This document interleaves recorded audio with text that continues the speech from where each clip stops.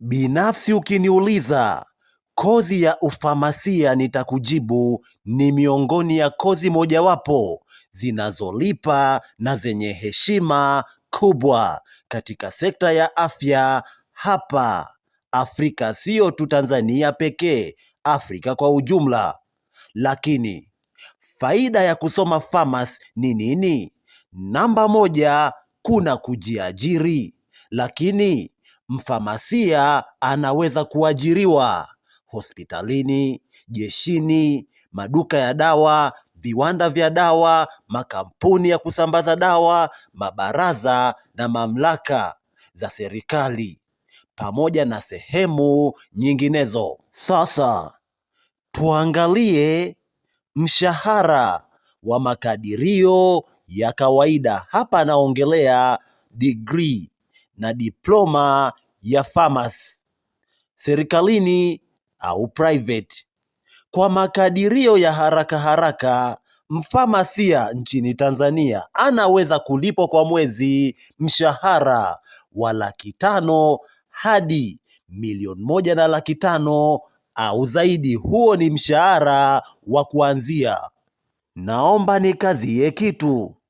Kwa private inakuwa inategemeana, mfano upo hospitali gani?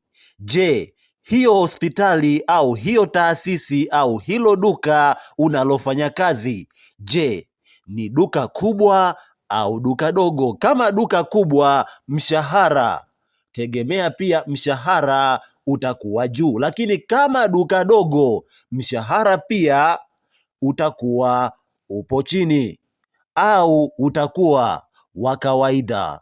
Lakini kwa private, huyo mfamasia akiwa na ujuzi mwingine wa ziada, mfano customer care and communication, lakini akawa na ujuzi mwingine wa sales and marketing, anaweza kupata mshahara mkubwa kidogo, kwa sababu ana ujuzi wa ziada, kwa sababu anaongeza value ya ziada kwenye taasisi hiyo ya private. Asante sana, nikutakie kila la heri. Lakini kwa application ya vyuo vyote nchini Tanzania, karibu nikuhudumie.